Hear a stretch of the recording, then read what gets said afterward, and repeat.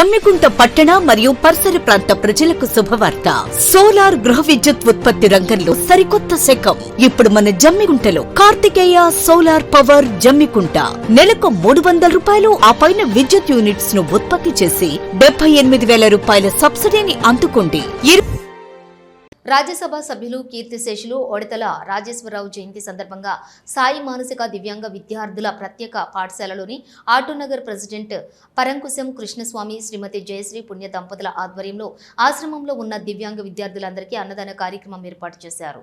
ఈ సందర్భంగా పరంకుశం కృష్ణస్వామి మాట్లాడుతూ ఒడితల రాజేశ్వరరావు ఉన్నప్పుడు ఎంతో మంది అనాథలకు, అభాగ్యులకు, దివ్యాంగులకు చేతను అందించారని, వారి కుమారుడు ఒడితల శ్రీనివాసరావు, వారి మనుమడు ప్రణయ్ బాబు కూడా ఇదే బాటలో పయనిస్తున్నారని ఆయన అన్నారు.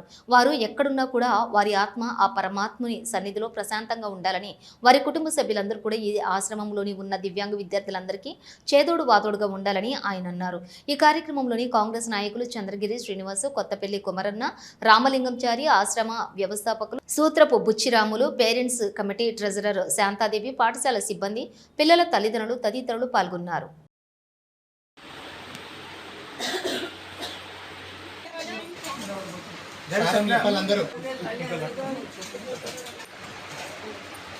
రాజ్యసభ సభ్యులు ఒడితల రాజేశ్వరరావు గారు పుట్టినరోజు జయంతి ఉత్సవాలు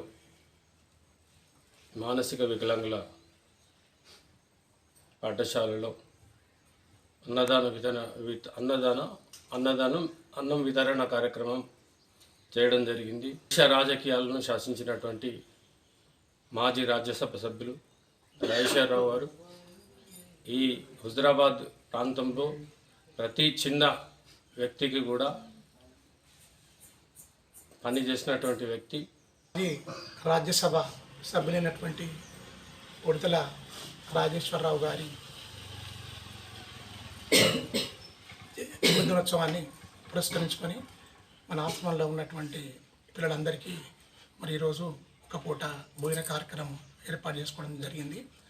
వారికి కూడా ఈ ఆశ్రమంలో ఉన్నటువంటి సిబ్బంది, పిల్లల తల్లిదండ్రులు, ఇతర నాయకులందరూ కూడా ఘనంగా నివాళులు అర్పించడం జరిగింది.